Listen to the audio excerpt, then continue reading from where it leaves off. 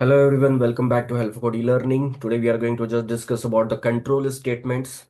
So there are following control statements we have. First of all, we will discuss about the conditional statement. Okay, and this conditional statement is also known as a decision making statement. So basically we have here four types of conditional statement, like simple if condition block, then if else. Okay, and we will discuss each and everything one by one. Then third one is your nested if else. Nested if else. Fourth one is your else if ladder. Else if ladder. Okay. So basically we have four types of conditional statement. Then we will discuss about the looping statement. So looping statement, like we have a for loop. Then we have a second while loop.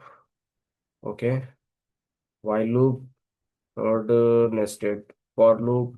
Obviously, we know that this is what we should know. And the third part is basically transfer statement, right? It's a transfer statement. So transfer statement, we have again three types of transfer statement that everybody knows. Break first, continue. Okay. So I'll just tell you that order doesn't matter here. Okay, I'm just writing in my own way. You can decide whatever the way you want.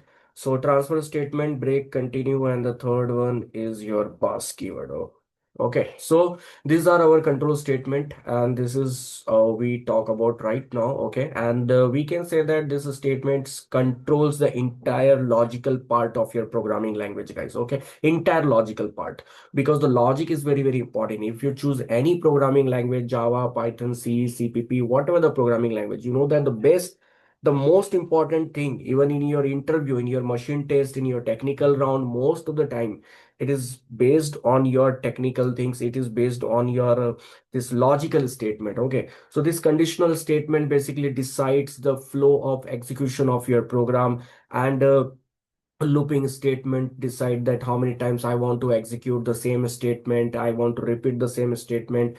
Transfer statement is just going to decide, means we have to continue the flow of execution, we have to put some breakpoint or whatever the things, right? We want to just create the empty structure. So this is what I want to say here, like this is the heart of your programming language, because this decide the logical things. Okay, and most of the people always say that we have a problem with the logic, how to develop the logic. Boss, you have to play with these things. Okay, you have to play with the conditional statement. You have to just dive into inside of this statement. As much as problem you want to solve, you have to solve that. Okay, so that is the only one way to build and to develop your logic.